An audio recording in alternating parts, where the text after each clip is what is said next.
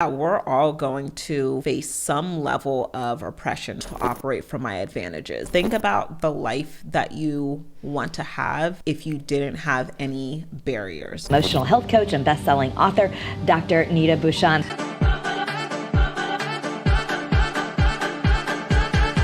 Dr. Neeta Bhushan.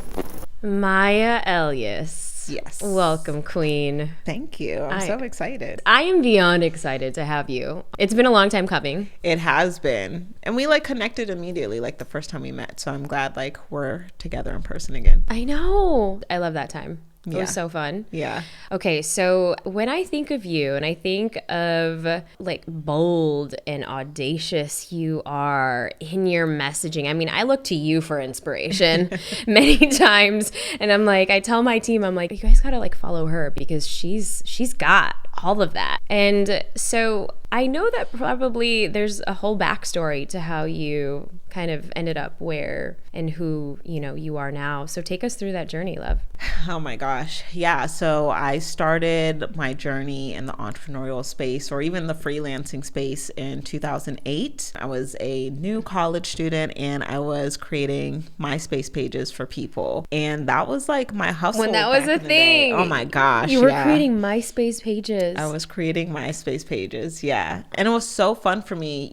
I got into the branding space before I even really knew what branding was. And what I thought, creating a MySpace was I get to be this cool person on the internet. And then people would pay me so they could look cool on the internet as well. My clients early on were the reality TV star models who just wanted to be taken seriously. They were the girls that were on For the Love of Ray J and Real Chance of Love, those type of shows. Yes. And so I'm okay, I'm helping people look cool, post their photo, customize their page. And so that's how I got into the branding space. And then a few years later, when MySpace started dying down, people wanted their own platforms. They wanted their own websites and stuff. And so I was a web designer, a web developer. And one thing that I realized was that people really struggled with communicating what they did for their business or, what it is that they were selling on their websites. And so people would spend a lot of money to look good online, but they didn't know how to communicate the value of what they did. So there wasn't a lot of substance behind these people's brands. It was just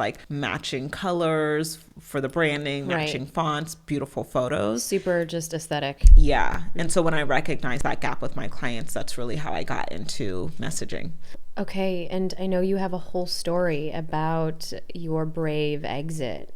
Mm-hmm. So yeah. I want to unpack that for the Brave Table audience. So I would say the two biggest decisions that I've made in my life were also the two scariest decisions, but the two most impactful decisions. First decision was dropping out of college, which is this was around the time of you making these pages too. Yeah. So can you imagine my parents are girl, you're dropping out of college to make MySpace pages? You think we came to this country for you to be a MySpace designer?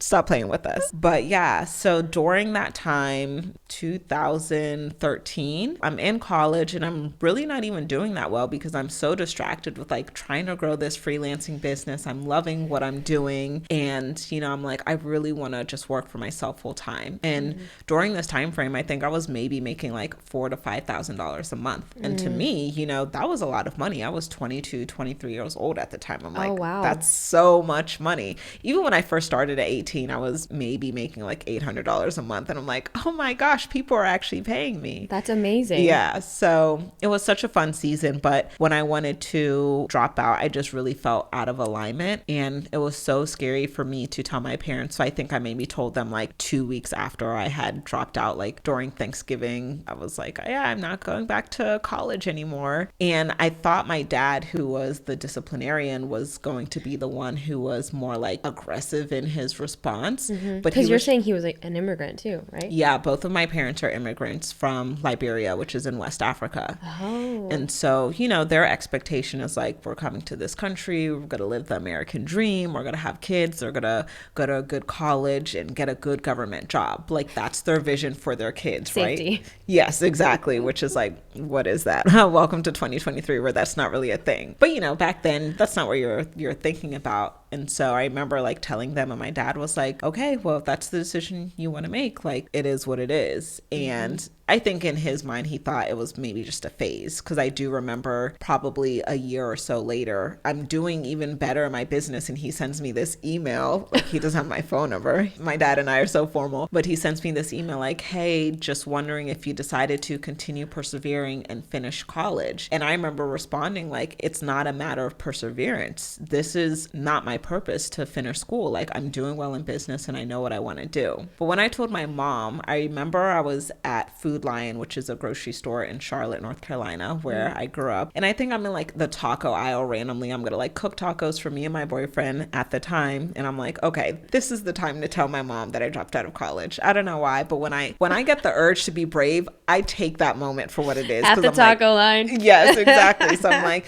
girl, if you're feeling brave, do it now, because you don't want to punk out later. So I call her and I'm like, hey, just letting you know that I'm not going to be going back to school. And she has like a breakdown. She's like freaking out. And she's like, what do you mean you're not going back to school? There's children in Africa who would die to go back to school. I'm like, girl, really? Why do they do that? Why do they do that? It's, my parents would always say, you know, like, finish all the food on your plate, because do you know how many kids in India don't have food? Yeah. And then I did that the other day with my son. I'm like, and my husband, who's from India, he's like, there are kids in the U.S. that don't have food. Why would you even say that? I'm like, that was such a mom moment. Why did I do that? I'm like passing the generational trauma down. And I even talk about that. I'm like, okay, I caught myself. I feel your mom. So right. what? Yeah, and it's like, the kids aren't going to be any more full if I eat the rest of my green beans, Mom. Like, what are we talking about?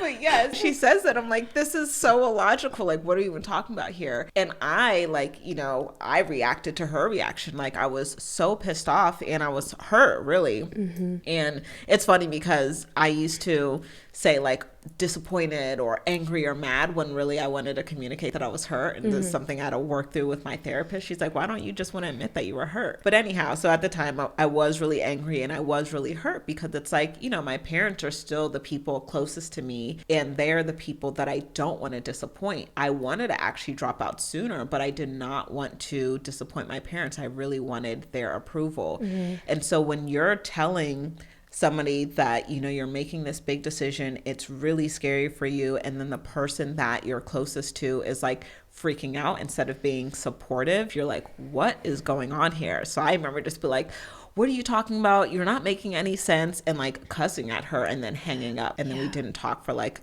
a few days. You know, that's out of my character. Like, I don't, you know, cuss at my parents. And it's like, we were just both in our emotions. And eventually, you know, we got through it. My boyfriend at the time, he had lost his mom earlier that year or the previous year. And he's like, you know, if my mom was alive, I would want to be able to talk to her. I would call and apologize. I called and apologized. And then, you know, like a week or two later, we went there for Thanksgiving, and, you know, it was all good. And it was scary. It worked out, but it was scary. I kind of want to just honor that, because so brave, and also, yes, terrifying. And I think that, you know, you were so lucky that in your situation, how were they then afterwards? I'm only imagining, and I'm picturing so many people who, they stand up to their parents, they say the thing, they get brave, and they're like, I'm not going to go to med school. I'm not going to go to engineering school. I'm going to drop out. I'm going to do this thing. I'm going to do something completely the opposite of what you want me to do. Yeah. And so what then happens is, they either get estranged from their parents, or they, you know, there's resentment that builds up.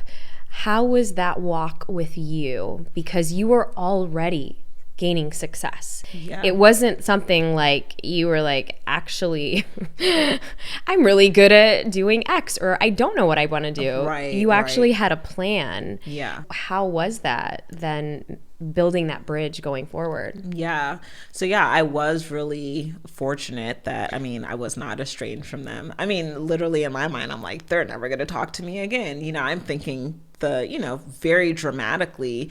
And for some people that might be, you know, their reality. You know, I think they were definitely disappointed. And now, at the age I am now, I'd say probably within the last like 4 to 5 years, I really understand their perspective, you know, so I can have so much grace for them, which I'm just grateful to have that perspective, because I'm closer to my parents now more than I've ever been. And we have such a beautiful relationship. But I think during that time, like, you know, we're a praying family. So they were probably like on their knees, like, Jesus, what is going on with our child? Like, put her back in school, give her a sign or whatever. But we didn't even live in the same state. So it wasn't something they could like consistently nag me about. But I think they were just like, what is our daughter doing? And then they would like, I don't know, criticize is the right word, or try to like instill wisdom in me, because back then I was doing income reports because I wanted to show people my journey of like how much money I was making as a designer, and then transitioning to coaching, which was the second scariest decision, by the way. And so they'd be like, why are you telling people on the internet how much money you're making? Like, nobody does that. You don't see us posting our paychecks. Nobody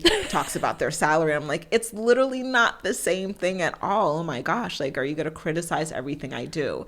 And I think it's like, I was still seeking approval. And I think that was the hardest thing, right? Because I remember there was this one month where I made almost $7,000. It was like $6,800 and some change, right? And I remember emailing my dad and telling him about that. And I can't even remember his response now, but I know his response was not congratulations. And I'm like, what do I got to do to make these people happy? And then I think there was just a point where I was like, girl, you are not doing this to make them happy. You've made your decisions. Do this stuff to make you happy. Set your goals. I mean, you know, we're great now. Now my mom talks about how much I make more than I talk about how much I make. She's sharing those posts. Right. Yeah, exactly. She's like, she goes around like, my daughter's a millionaire, showing them my picture. I'm like, girl, stop. That's not safe. It really isn't safe. It's not safe. There's going to be more scam accounts under Maya Elious.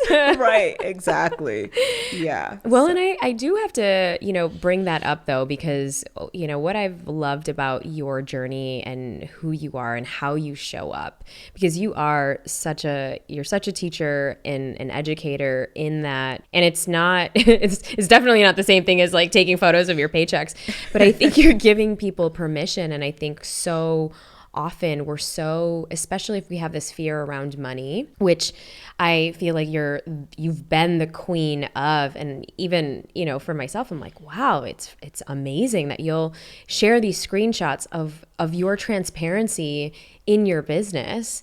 And by the way, it's, you know, doesn't mean, you know, it's X amount in the bank. It's like, this is a business. There's things going in and out, but how to actually have that mindset around money. Where did that come from for you? Yeah. I mean, I think honestly, like watching other people gave me permission to be open about like how much I was making and wanting to make more money, which I think is so important. One of the first people I saw doing income reports was Pat Flynn.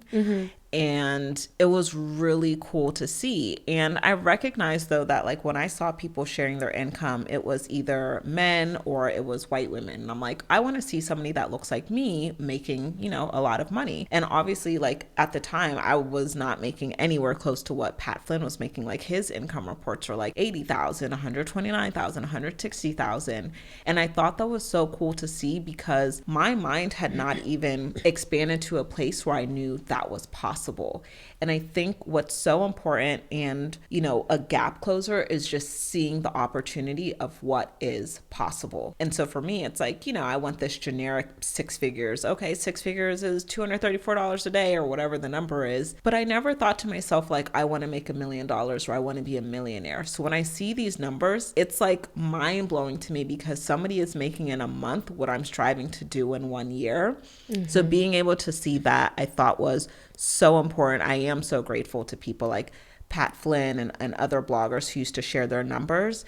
And so then people would tell me like, I'm so inspired. Like I don't see other people who look like me, like teaching like you do or being in public spaces, speaking, showing their numbers. And I didn't recognize that I was that example for some people. And when I realized that I was, you know, I almost felt like a level of responsibility of like, yes, continue sharing because the same way that you got to see this from other people and be inspired, you can be that person for other, you know, young Black women who want to grow their businesses. Tell us, because that's everything that you do today. And you've created an entire empire and an entire following, you know, for the young Black community and brown girls who are like, hey, because I know, I mean, we've talked about this, like there was no brown representation for myself either growing up. And so you want people to kind of represent that, let's be honest, most of the time it's been, males and white males anyways. Yeah. And so, and you've been so unapologetic in the way that you teach, in the way that you show up, and giving other people permission in that. So tell us about what Maya Elious and how you've grown your company today to what it has been. Yeah.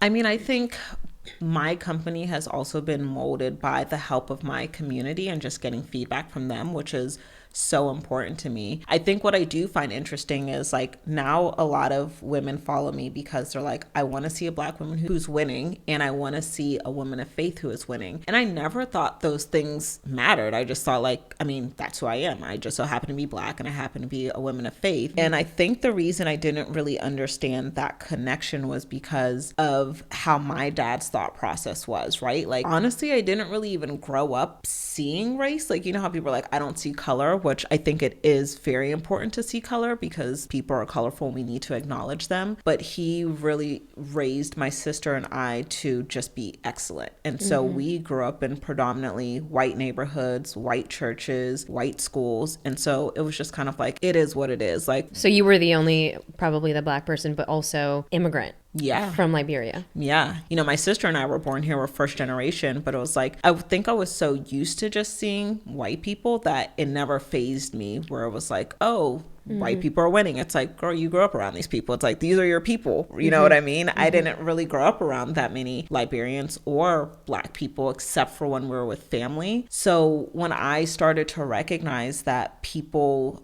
really valued representation, I'm like, oh, like this is something that is really meaningful. And I think it's so important because I don't think my dad instilled to me like, you can be successful because here are other examples of Black people being successful. It was like, you can be successful because this is what we instilled in you.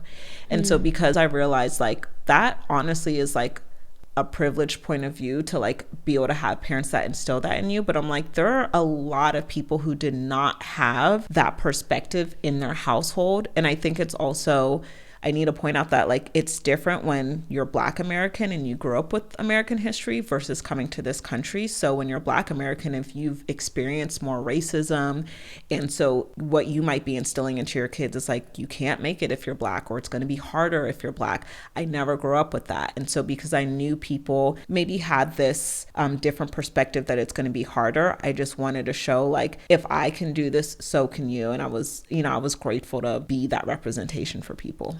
And to actually reframe that mindset, because it's so easy, especially if you've been given a narrative, that it can't be done or we don't have this. And then you come on the scene and you're obviously not Black American. You have immigrant parents, which, and I've had other guests on the podcast who've also talked about the differences between that. And I mean, born and raised in Chicago around a full, Black community. And we had, different kinds.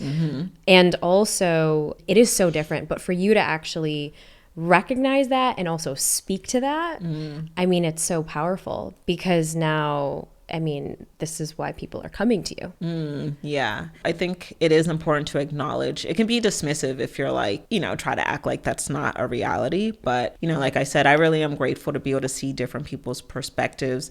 And I think also recognize my privileges. Like that's something that I like to teach from as well. Like I like to show people like, yeah, we're all going to face some level of oppression, right? Like if I face a level of discrimination because I'm Black or because I'm a woman or whatever it is, but I really love to operate from my advantages. I love to operate from the fact that I come from a 2-parent household. I've never lived in poverty. I'm able-bodied. I can see, you know what I mean? So I'm like, I like to ask people like, well, what can you win with? Like, what are the things that you do have so you can win? Like, this is not to dismiss the reality of where you might deal with some level of oppression, but you can still win no matter what.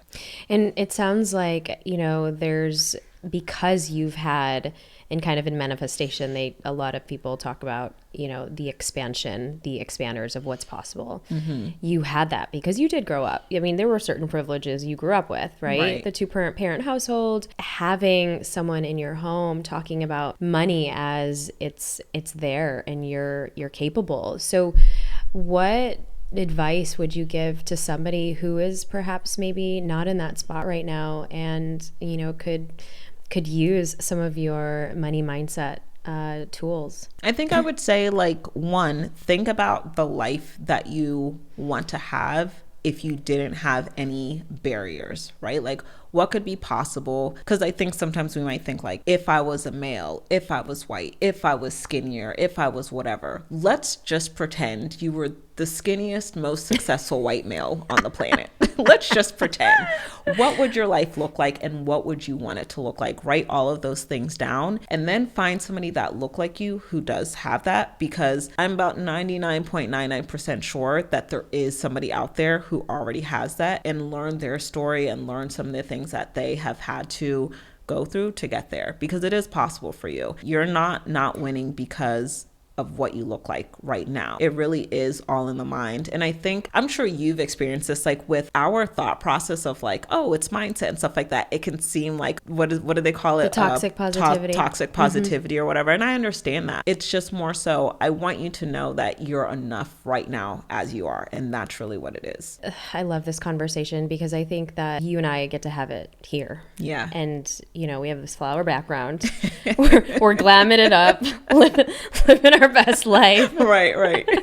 I mean, this is what we do. Yeah. What are you braving at this time and season of your life? I would say in this season of my life, I am consistently having to ask myself, if nobody was judging me, or if I didn't care about what people thought, what decision would I make? And I think that's such a powerful question to ask, especially as a public figure, because you're so used to getting constant feedback. When I think about like when I first started, it was easier to be brave in my earlier days because there was really no Instagram, there was like no Twitter, Facebook wasn't as big as what it was. There was not a lot of comparison. And so you didn't have a lot of noise in your ear about what you should be doing. And so I think just as a human, it's easy to get tied up into like, I need to hit this arbitrary revenue goal. I need to sell these type of programs. I need to charge this much. And so I think one of the bravest things that you can do is listen to your voice, trust your voice, and obey your own voice, because we sometimes develop a habit of listening to what other people are saying and living our life based on that. And you do such a great job of standing in your power in that Thank way. you. So are you ready for our little igniting round of questions? I'm nervous. Let's do it. Okay, let's go. Okay, I'll have you pick out one of these conversation cards here. Ooh. Is this in my box? Because I need this every weekend.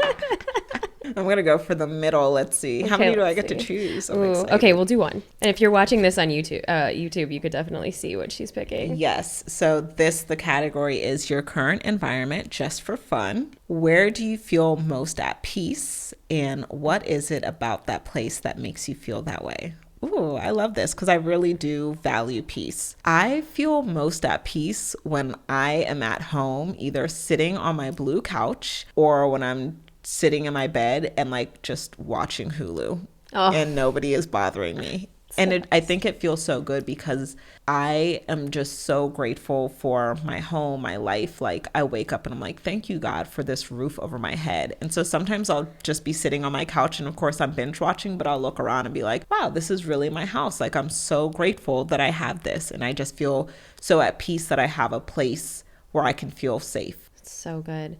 And what does it mean to be brave in this season? Being brave in this season definitely means being honest with yourself, honest about what you want, and going after it. And one word that describes the season of life. Man, that's a good one. I think there's so many things that come to mind. It's hard to put it in one word, but maybe I'll just say clarification. I'm looking for more clarification this season. So good. And I mean, there's so many gems. And well, tell us a little bit about how, because you have such an extensive offering, and how can people get to know you more? I know people are going to start really watching all of your content and learning from you because you're the queen of messaging. Can you just give us an array of how we can work with you? what are some of the projects that are going on that you're super excited about, and where can we follow you? Yeah, for sure. So if you want to connect with me, you can follow me on Instagram at Maya Elious, Mayaelious. Some people mistake it for Maya Elious. I used to do that back in the Did you? Yeah, I'm like, it's Maya Elious after 9 p.m., but it's just Maya Elious. And excited about Impact Weekend. At the time you're watching this, you might have missed it, but you can join the wait list, impactweekendlive.com. It is an amazing 3-day experience to really master your message, increase your confidence in your mindset, and learn how to market your expertise. And if you want to work with me, whatever current link is in my bio is going to be the best way to apply to work with me and my coaches at my company, Built to Impact. And how many people have you built to impact already? I mean, we've definitely impacted thousands of women with our digital products. We've impacted, I would say, close to 1,000 with Impact Weekend. It was our 4th year. Wow. I know. And I've seen that when it was just in its infancy. I know, because yes, we were at that masterminding about like how I wanted to grow Impact Weekend. Yeah, and it's oh my gone gosh. to 1,000 people now. So we've had, it's amazing. I would say maybe an average of like 180 women per event. So it's really close to 1,000 total over the last 4 years. Yeah, I'm really grateful. I'm excited about that.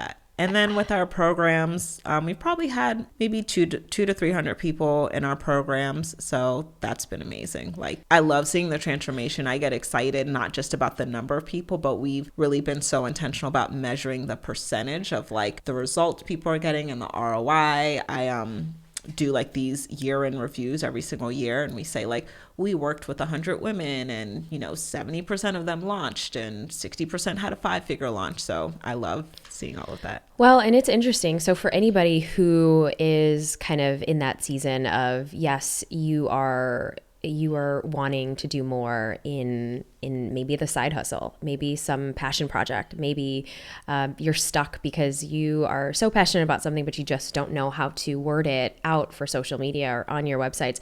That's exactly what Maya does. And I know that we've talked about you in some of our programs, in our communities, sending people to you. So I feel like I would love people to learn more about you, because you just do it in your like incredible way. And I just love the way you break it down so easily. Thank you. With so much fun, so much enthusiasm, but also that smart. It's that street smart that we need. And I mean, it's just a testament to who you are, love. So thank you. I appreciate it. Thank you. Well, until next time on the Brave Table.